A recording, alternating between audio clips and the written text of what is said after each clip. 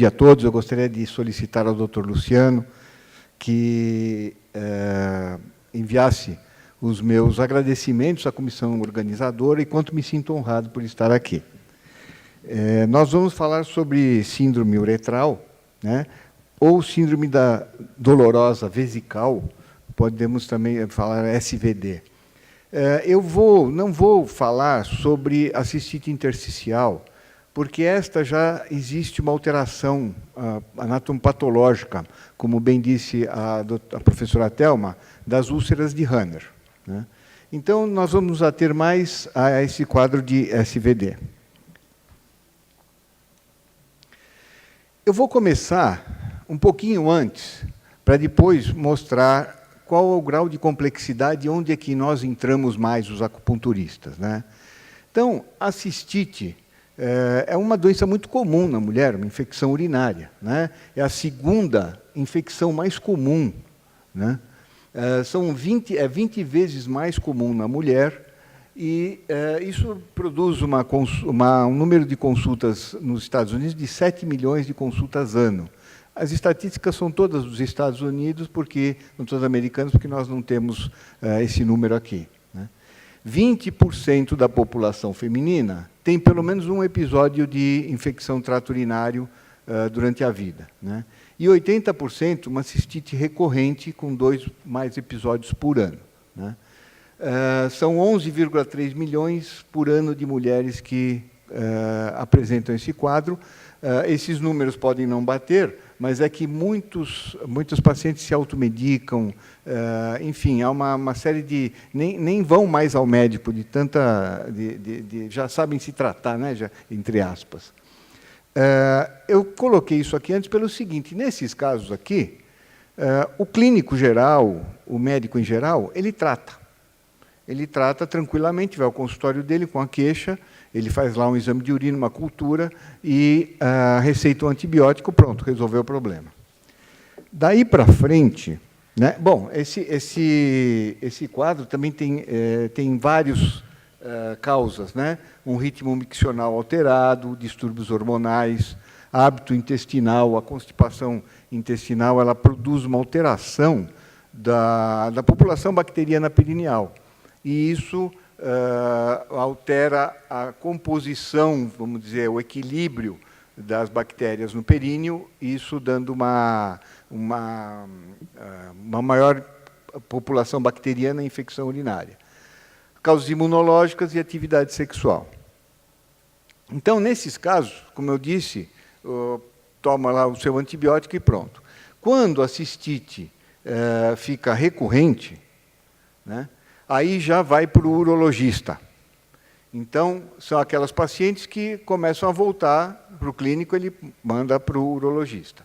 E aí existem alguns tratamentos, tudo aqui eu estou falando com o exame de urina positiva, urocultura positiva, infecção comprovada. Então, aqui nós podemos tratar ou com uma antibiótico profilaxia contínua, né, de 6 a 12 meses, com 1/4 da dose terapêutica. Uma tomada diária normalmente. Aí pode-se usar nitrofurantoína, pode-se usar levofloxacino. Ou então a antibiótico profilaxia pós-coito, quando esses casos demonstram que a paciente tem cistite após o coito. Dose terapêutica após sempre a relação sexual.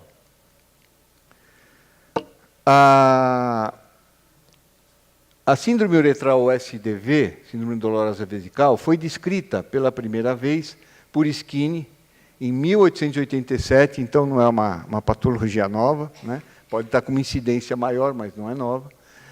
E no seu livro Doenças da Bexiga e da Uretra da Mulher. E ele descreve como um processo inflamatório que destrói toda ou parte da mucosa da bexiga, podendo atingir até a parede muscular. A epidemiologia dessa patologia, também americana, né, nós temos que 2,7% a 6,5% das mulheres nos Estados Unidos apresentam síndrome SDV, com uma prevalência de 300 em 100 mil mulheres. E um dado importante, interessante, é que existem muitos casos entre familiares em primeiro grau de doentes, sendo, dessas que têm essa patologia, sendo 17 vezes maior do que na população normal. Então, existe aí esse dado, um dado da prevalência familiar. E o principal fator de risco para a síndrome dolorosa vesical é pertencer ao sexo feminino. Ela é uma patologia também que atinge homens, mas num número muito menor, né? E faz parte daquele quadro, daquele monte, daquela montanha de patologias que fazem parte das dores pélvicas. Como causas, né, existem várias também. Toda patologia que não é muito bem conhecida, sempre tem uma lista enorme de causas, né? Então, nós temos uma disfunção urotelial, com defeitos na camada de glicosaminoglicano, que são componentes fundamentais na matriz extracelular e que eles estão deficitários nessa condição.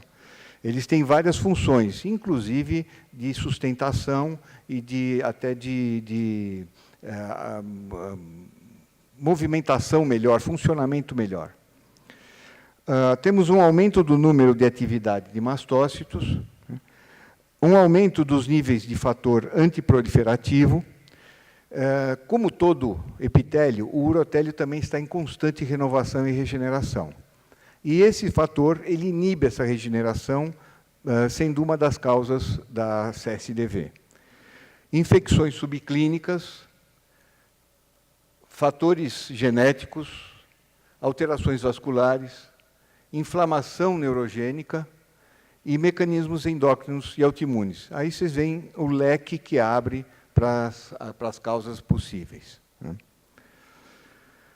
Aqui nós temos um dado importante, onde nós, acupunturistas, podemos ajudar muito nesse tratamento, que é uma associação da síndrome dolorosa vesical com depressão, com ansiedade, síndrome do pânico e perturbações do sono. Esses fatores que estão associados, eles também contribuem para uma piora do quadro clínico da SDV. E nós, como acupunturistas, podemos ajudar muito nesses casos. Além disso, existe associação também, olha que interessante, com fibromialgia em 17,75% dos casos. Síndrome da fadiga crônica em 9,5% dos casos. Vulvodínia, 17% dos casos. Síndrome do cólon irritável, 38% dos casos. Então, aí já começa a misturar os sintomas, né? Enxaquecas, 25,6% dos casos. Então, nós podemos ajudar muito também nessa condição. Disfunção temporomandibular em 12% dos casos. E como é que é o diagnóstico, né? Aí nós precisamos apelar mesmo para a clínica, porque a coisa mais importante no diagnóstico da SDV é a anamnese. Eu costumo dizer o seguinte, que o médico que tem paciência, atenção, e ouve o paciente, esse paciente vai dar o diagnóstico para ele. Muitas vezes, o paciente, no meio da anamnese, ele já dá sinais e aponta para locais onde, se a gente perseguir esse local, a gente consegue achar o diagnóstico. Então, é muito importante, nesses casos, a anamnese, onde há a presença de dor pélvica crônica, né, é o principal, sintomas urinários irritativos e com mais de 6 meses de evolução. Nós podemos também ter um mapa miccional, quantificando o número de micções por dia e o volume dessas micções. Muitas vezes, na primeira consulta, a paciente só vai falar, olha, é muito, eu não saio do banheiro. Como já foi dito aqui, né, o lugar mais importante para essas pessoas é o banheiro. Então, chega numa festa de casamento, enquanto a gente vai ver onde é que está, procurar a mesa melhor, achar o garçom que vai nos servir, onde é que está a mesa de salgadinho, né, essa pessoa não quer nada disso, ela quer saber onde é o banheiro. Né? Essa mulher quer saber onde é o banheiro, porque ela vai muitas vezes. Então, normalmente, nesse mapa miccional, nós podemos solicitar que ela conte essas vezes, né, escreva isso, para informar numa outra consulta, porque isso vai determinar também o grau, da gravidade da doença. Né? E, em média, de 17 a 25 vezes, mas casos mais graves, 30, 40 vezes. Né? Então, imaginem o sofrimento, a alteração, a limitação de vida dessas pacientes. Né? E uma quantidade de volume miccional também pequena, de 86 a 174. Não é porque a capacidade vesical dela é menor, é porque ela sente um alívio quando ela urina. Então, ela está com aquele desconforto, ela vai ao banheiro, urina esse pouquinho, porque não deu tempo de encher a bexiga ainda. E aí ela sente um alívio. Além disso, também, essa alta frequência também altera o sono da paciente, com nictúria e noctúria. E daí nós vamos para os exames, e aí que a gente pena, porque a urina 1 é normal, pode existir uma leucocitúria discreta, então o clínico já pegou isso, o urologista já pegou isso, ele já começa a desestabilizar, né? Não tem como conduzir o caso para frente.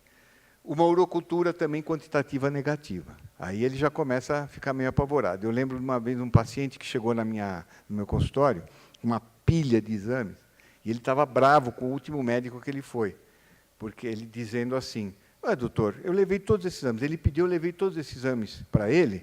Quando eu cheguei lá, ele olhou tudo, virou para mim e falou, infelizmente o senhor não tem nada, não. Quer dizer, como infelizmente? Aí eu expliquei para ele, não, infelizmente ele não sabia o que fazer com o senhor, né? Porque os exames estavam todos, ele não sabia o diagnóstico. E essa é uma infelicidade para o médico. Né? Os exames de imagem, a cistoscopia, ela deve ser feita quando existe uma microhematúria, né? Para fazer diagnóstico diferencial. Estudo urodinâmico, registro da capacidade vesical, biópsia. Abandonado já foi o teste de cloridade de potássio, onde a paciente tinha, com a SDV, tinha dor, a mesma dor, quando se instilava a cloridade de potássio na bexiga dela. E com água destilada isso não ocorria. Então, nós temos aqui uma série de exames com resultados frustrantes. Né? A frustração do paciente e do médico também. Aí, diante disso daqui, como é que é o tratamento? O urologista está desesperado já, né? Aquela mulher não sai do consultório dele e ele não sabe o que fazer com ela. Aí o que ele faz? Manda para o acupunturista, né? Eu acho que muitos de vocês têm tido alguma experiência assim, do paciente rodar e depois vem para a gente. É lógico que tem outros tipos de tratamento, e são muitos, como, por exemplo, olha, isso aqui foi um levantamento feito por um autor, onde ele listou os tratamentos que são feitos para SDV. Então, desde mudança no estilo de vida, dieta, como foi dito aqui, é uma doença também de tratamento conjunto, né? De fisioterapia, drogas orais, né, antidepressivos, analgésicos, antibióticos, drogas intravesicais também, como heparina, a MSO, então, existe BCG. Então, existe uma série de tratamentos, a lidocaína, os analgésicos. Então, são tratamentos feitos na tentativa de melhorar essa paciente e que muitas vezes não surtem todo o efeito necessário. Então, a acupuntura entra muito bem nessa situação. Principalmente porque, como nós já vimos, ela vai tratar a pessoa como um todo, né? Tratar aqueles aspectos, aquelas associações também, não vai focar somente na síndrome dolorosa vesical, o que ajuda muito no tratamento, porque num só nós conseguimos melhorar basicamente todos. Inclusive, às vezes, com redução de medicamentos ou até a retirada desses medicamentos. Para se ter uma ideia das tentativas que se faz para isso, existem até algumas propostas de fazer uma hiperdistensão da bexiga com anestesia. Então, o paciente é colocado no centro cirúrgico com anestesia e faz uma hiperdistensão com controle urodinâmico para aumentar a capacidade dessa bexiga. Por quê? Para urinar menos vezes. Esse raciocínio, para mim, particularmente, é mais ou menos como aquele do indivíduo que tem uma perna menor que a outra, né? Uma perna comprida, outra curta. Então, ao invés da gente alongar, tratar para alongar a perna curta, a gente vai e corta um pedaço da perna grande, né? Comprida. É mais ou menos isso, porque não tem muito significado fisiopatológico. Muito bem. Já entrando para a medicina tradicional chinesa, uma coisa que a gente precisa ter na cabeça quando trata a patologia urológica é a via das águas. É muito importante o que participa da via das águas para a gente tratar, né? E nós vemos que tem um papel importante rim, pulmão, baço pâncreas, intestino delgado, bexiga e o triplo aquecedor. Tudo passa pelo triplo aquecedor. Então, isso já nos dá uma abertura para a gente escolher a forma de tratar. O baço pâncreas e estômago recebe o alimento, o líquido, e começa a fazer a transformação, mandando o lípido para cima, o turvo para baixo. Essa transformação contínua vai acontecendo, passa pelo intestino grosso, ao turvo, continua ainda essa transformação, e chega, o intestino delgado lança para a bexiga, energeticamente, que vai receber, armazenar e fazer a última transformação, né? Muito bem. Isso tudo passa pelo triplo aquecedor e, na micção, utiliza-se também o Qi do pulmão e o Yang do rim para haver a excreção. Então, a participação disso é importante para a gente entender como funciona. Tudo que é urológico em medicina chinesa está dentro da síndrome da micção dolorosa, ou Lin-Pi, ou simplesmente Li. Então, nós temos aqui todas as patologias que fazem parte da urologia. Infecção urinária, desde tumor até disfunção sexual. E são classificadas em cálculo, sangue, Qi, mucosidade e fadiga. Eu estou colocando isso para a gente também vai ter que fazer o diagnóstico energético e localizar aonde que está o paciente para usar pontos que também vão tratar isso. Na fisiopatologia, né, basicamente são 3, que é estagnação de congestão de calor e umidade, triplo aquecedor inferior e bexiga, estagnação do Qi do fígado, gerando energia fogo, vazio de energia do BP e do rim, tá? E a gente pode incluir também o fogo do coração em movimento descendente que invade, que pelo intestino grosso, delgado, invade a bexiga. Esse aqui é um fato muito importante, porque como existem todas essas alterações, a gente precisa estar bem atento. Nós vimos nos slides que toda a língua tinha lá um pontinho vermelho na frente, né? Na ponta da língua tinha lá a ponta vermelha. Então, é muito comum esse quadro nessas pacientes. Aqui eu vou passar rapidamente, né? É a fisiopatologia do calor e umidade, né? A descida do calor e umidade para o triplo aquecedor inferior, concentração na bexiga e a formação crônica desse calor e umidade. As manifestações clínicas também são importantes. Vou passar rapidamente também, porque é muito conhecido de vocês, para a gente situar, fazer o diagnóstico energético dessa paciente. Que, além da síndrome dolorosa vesical, nós temos que ter em mente que nós estamos tratando o paciente. E a gente precisa tratar ele como um todo, né? Então, aqui são as manifestações clínicas do calor e umidade: língua vermelha, saburra amarelada, gordurosa, papilas mais amareladas na raiz, avermelhadas na raiz, um pulso rápido e escorregadio.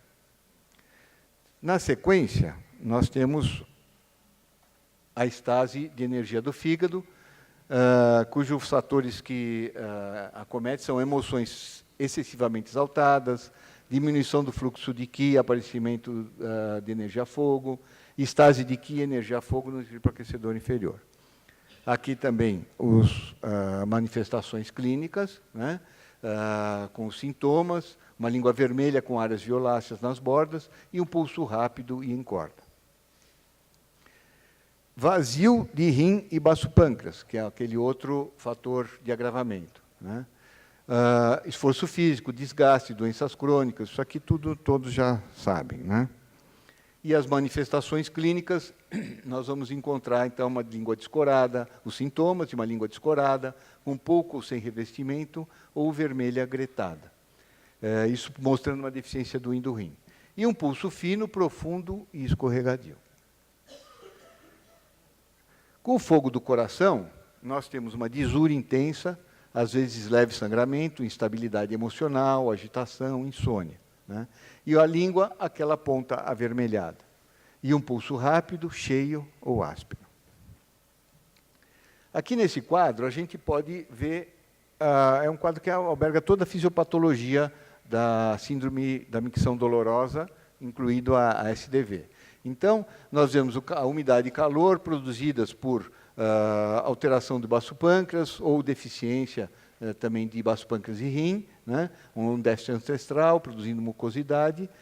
Isso tudo vai se estagnar em triproaquecedor e bexiga e próstata, triproaquecedor inferior, né? O fogo do coração através do ID, que chega à bexiga, e a estase do Qi, do fígado, que também, além de, ela pode produzir uma síndrome Yang-Min, mas esse Qi pode também descer e se estagnar no triproaquecedor inferior. Aqui eu gostaria só de mostrar um caso do consultório mesmo, né, de uma paciente de 48 anos, do lar, branca brasileira, curso superior. Essa paciente, ela refere episódios frequentes de dor no hipogástrio, acompanhada de disúria e sensação de queimação. Há dias em que tem cerca de 15 micções. Você vê que essa daí ainda não era tão grave, né? Com quantidade pequena de urina por micção. Ela apresenta esse quadro mais ou menos 8 anos, que no início eram mais esporádicos e agora é contínuo, com persistência desses sintomas há 9 meses. Então, ela veio num crescente, até que de 9 meses para cá, ela tem direto, contínuo esse quadro, né? Já fez diversos exames de urina nesse interim, todos eles normais. Eu não coloquei aqui, mas ela fez uma verdadeira via sacra entre os consultórios para tentar uma solução. O que temos de importante aqui é que, na interrogatório sobre diversos aparelhos, ela apresenta lombalgia, às vezes fica deprimida, olha, uma associação, impaciente, e ela tem o diagnóstico de fibromialgia também, então, que é acompanhando aquele raciocínio. Insônia, anorgasmia quando está com crise, ultimamente com mais frequência.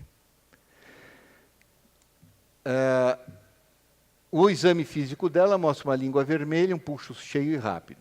E as provas laboratoriais, todas normais. Então, nós estamos diante de um caso de síndrome uretral ou síndrome dolorosa vesical. E aí nós partimos para o tratamento. Como já foi dito aqui, não existe receita de bolo para tratamento de acupuntura. Nós temos a vantagem de conseguir criar um vínculo muito importante com o paciente. E a gente precisa aproveitar esse vínculo, porque nisso cria-se uma ligação energética até, que passa do paciente para nós. Eu já tenho mais de 20 anos de acupuntura, isso não quer dizer que eu sou velha, que eu comecei cedo, né?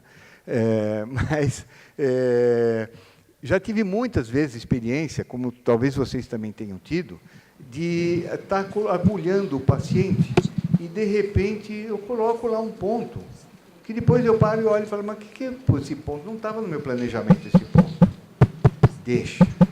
Deixa, porque o paciente pediu aquele ponto. Tive experiências até do paciente, depois de eu colocar uma agulha dessa, o paciente vai falar, nossa, doutor, eu tive a sensação de que quando o senhor passou a mão aí, que aí tinha alguma coisa, né?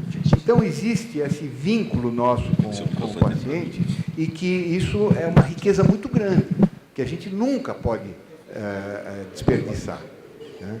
Então, mas lógico que nós vamos fazer um planejamento do tratamento, e aqui nós temos, basicamente, utilizando pontos de rim para melhorar a energia do rim, R3-VC4. Eu não vou me deter muito na função desses pontos, que todos conhecem. Quando nós estamos diante de uma síndrome do tipo QI, nós podemos usar o VC6 e o P7, isso na mulher, tá? Essa combinação aqui abre o vasoconcepção e ajuda muito nessas patologias. E o F8. Para abrir o vasoconcepção do homem, a gente utiliza o VC6 e o VG20. Tá? Nos casos de mucosidade, associa-se também o VC3, o BP9, o BV28, que ele transita o TA inferior e harmoniza a bexiga. Ele é um ponto muito utilizado em problemas com a água. O TA3, aqui na fadiga, nós utilizamos o TA3 associado ao VG20 e estômago 36. E, para completar, nós temos 2 pontos importantíssimos aqui, né? Que é o C8, que é um ponto muito utilizado com dispersão nos casos onde há movimento do fogo do coração, movimento para baixo do fogo do coração, né? Que é um caso aqui. E o bexiga 63, que é o ponto de acúmulo da bexiga, né? Que é usado muito para dor vesical. É isso que eu gostaria de apresentar para vocês. Eu agradeço a paciência já nessa hora e muito obrigado.